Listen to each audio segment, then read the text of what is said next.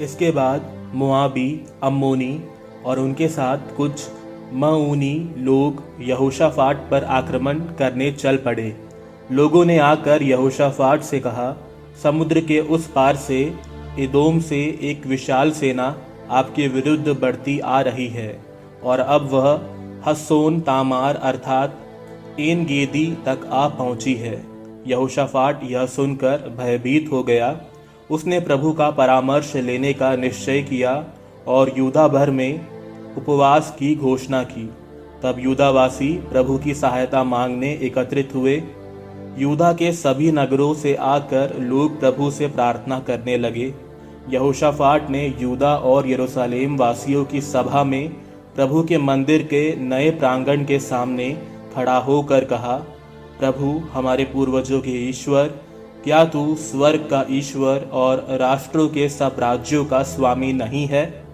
तेरे ही हाथ में शक्ति और सामर्थ्य है और कोई भी तेरा सामना नहीं कर सकता।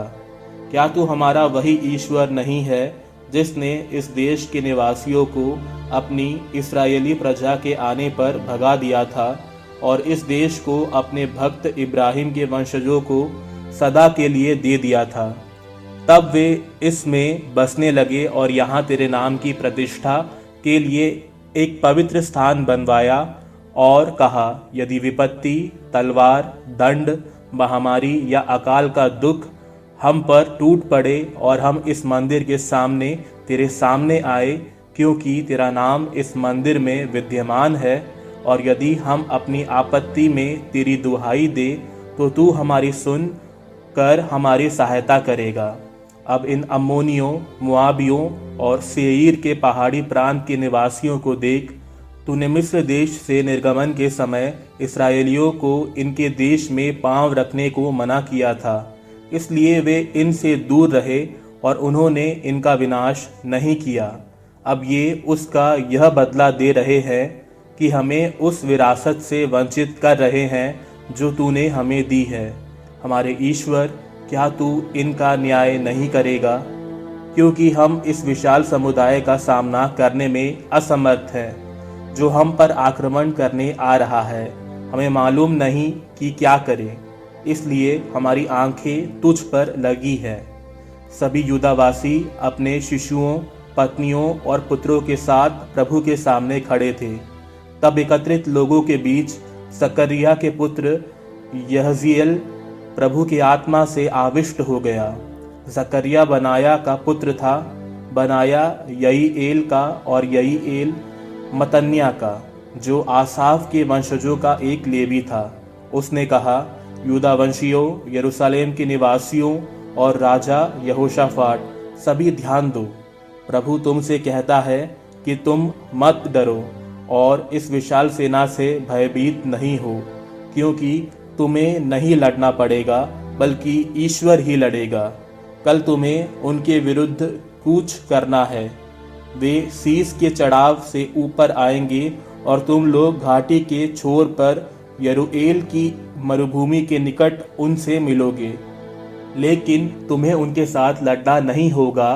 तुम वहीं खड़े रहोगे और तब तुम देखोगे कि प्रभु तुम्हें यूदा और यरूशलेम को विजय देता है। तुम मत डरो और भयभीत नहीं हो। कल तुम्हें उनके विरुद्ध कूच करना है और प्रभु तुम्हारे साथ होगा। इस पर यहोशाफाट ने धरती तक सिर झुकाया। सभी यूदावंशियों और यरूशलेम के निवासियों ने प्रभु के सामने दंडवत करते हुए उसकी आराधना की। लेवी, जो कहात और कोरह के वंशज थे, प्रभु इस्राएल के ईश्वर का ऊंचे स्वर में स्तुतिगान करने खड़े हो गए। वे बड़े सबेरे तकुआ की मरुभूमि की ओर चल पड़े। वे प्रस्थान कर ही रहे थे कि यहोशाफाट ने सामने आकर कहा, यूदावंशियों और यरूशलेम के निवासियों, मेरी बात सुनो। प्रभु अपने ईश्वर पर भरोसा रखो और वह तुम्हारी रक्षा करेगा। उसके नबियों पर भरोसा रखो और तुम्हें सफलता मिलेगी।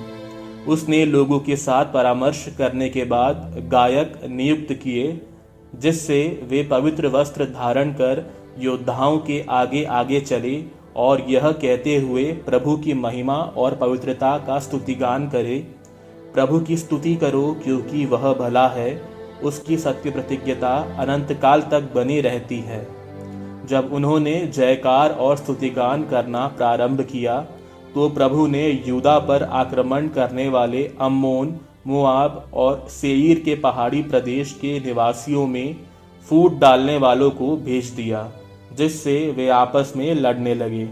अम्मोनी और मोआबी लोगों ने सेईर के पहाड़ी प्रदेश के निवासियों पर आक्रमण किया और उनका पूर्ण रूप से विनाश कर दिया। इसके बाद वे एक दूसरे को मारने काटने लगे। जब यूदावंशी उस स्थान पर पहुंचे जहां से वे मरुभूमि को देख सकते थे, तो उन्होंने देखा कि भूमि पर लाशें पड़ी हैं, एक भी जीवित नहीं था। यहोशाफाट अपने आदमियों के साथ उन्हें लूटने के लिए आगे बढ़ा। उन्हें बड़ी संख्या में पशु, सामान, वस्त्र और बहुमूल्य वस्तुएं मिली। उन्होंने इतना माल ले लिया कि अब वे और अधिक नहीं ले जा सकते थे। वे 3 दिन तक लूटते रहे क्योंकि लूट के लिए माल बहुत था।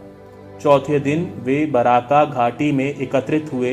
वहीं उन्होंने प्रभु का स्तुतिगान किया, इसलिए वह स्थान बराका घाटी कहलाने लगा। आज तक उसका यही नाम प्रचलित है। इसके बाद सभी यूदावंशी और यरूशलेम के निवासी यहोशाफाट के नेतृत्व में सहर्ष यरूशलेम लौट चले, क्योंकि प्रभु ने उन्हें उनके शत्रुओं के विनाश के कारण आनंदित कर दिया था। उन्होंने सारंगी, सितार और तुरही बजाते हुए यरूशलेम के प्रभु के मंदिर में प्रवेश किया। जब लोगों ने सुना कि स्वयं प्रभु ने इस्राएल के शत्रुओं के विरुद्ध युद्ध किया था, तो अन्य देशों के सभी राष्ट्रों पर ईश्वर का भय छा गया।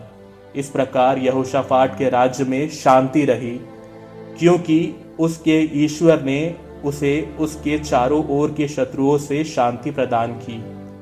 यहोशाफाट यूदा पर शासन करता था। जब वह राजा बना तो उस समय उसकी उम्र 35 वर्ष थी। उसने यरूशलेम में 25 वर्ष तक शासन किया। उसकी माता का नाम अजूबा था, जो शिलही की पुत्री थी। वह अपने पिता आसा के मार्ग पर चलता था। वह कभी उससे विमुख नहीं हुआ। उसने वही किया जो प्रभु की दृष्टि में उचित है, किंतु उसने पहाड़ी पूजा स्थान नहीं हटवाए। अब तक लोग पूरे मन से अपने पूर्वजों के ईश्वर की ओर अभिमुख नहीं हुए। शुरू से अंत तक यहोशाफाट का शेष इतिहास हनानी के पुत्र येहू के इतिहास ग्रंथ में लिखा है और वह इस्राएल के राजाओं के ग्रंथ में सम्मिलित किया गया है। बाद में यूदा के राजा यहोशाफाट का इस्राएल के राजा अहज्या से मेल रहा, जो कुकर्म करता था। उसी के साथ उसने तरशीश जाने वाले जहाज बनवाए। उन्होंने उन जहाज़ों को एसियोन गेबेर में बनवाया। तब मारेशावासी दोदावाहू के पुत्र एलीएजेर ने यह भविष्यवाणी की, तुमने अहज्या के साथ संधि की है, इसलिए प्रभु वह नष्ट कर देगा जो तुमने बनवाया है। जहाज नष्ट हो गए, वे तरशीश नहीं जा पाए।